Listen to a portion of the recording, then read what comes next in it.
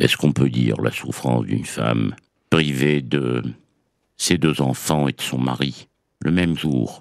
Est-ce qu'on peut dire la souffrance d'un couple qui a presque vu mourir une petite fille, les regards grands ouverts sur son assassin? Est-ce qu'on peut dire leur souffrance, leur tourment?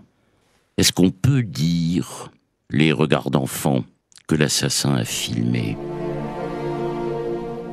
Lui accorder un nom, c'est lui accorder une étincelle d'humanité. Pendant le mois du procès, il ne sera que question que du nom de l'assassin et de sa famille. Et donc, en étant présent, j'aimerais contrebalancer, surtout faire vivre mon fils et mes 2 petits-fils, et non pas encore de façon anonyme, 2 victimes, les 3 victimes. Moi, j'ai rien à pardonner. Si je pardonnais, c'est encore... j'ai l'impression de trahir mes enfants. Si vous parlez de haine, c'est encore un sentiment humain. Je n'ai aucun sentiment à leur regard, je ne veux pas en avoir en plus. Depuis le début, j'ai toujours dit qu'il ne faisait pas partie de l'humanité, c'était de l'humanité. Un déchet, on l'évacue, puis voilà, on n'en parle plus. J'espère tout de même qu'on fasse comprendre à un certain nombre de personnes qu'on ne va pas au paradis quand on tue des enfants. De perdre un fils de 30 ans, qu'est-ce qui peut m'arriver le pire? Alors c'est pas Abdelkader qui va me troubler, mais j'aimerais bien le regarder en face, le montrer. Une mère en souffrance. Est-ce que vraiment il a quelque chose dans son cœur? Est-ce qu'il est humain? Est-ce qu'il peut voir toutes ces souffrances en face de lui?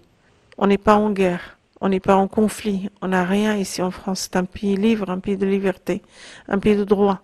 Pourquoi de prendre la vie à quelqu'un gratuitement? Et j'aimerais bien qu'il me réponde. On doit être fort, plus fort que les assassins. On ne doit pas montrer qu'on a peur. On ne doit pas avoir peur d'eux.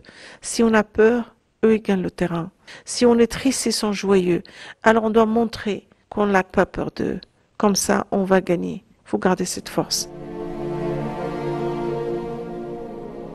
Un message de paix, un message qui est préparé depuis plusieurs années, un message pour lui démontrer qu'il a fait du mal, un message pour le faire réveiller, un message pour le faire réagir, pour lui dire voilà, tu as touché une famille musulmane, tu as touché le cœur de notre famille.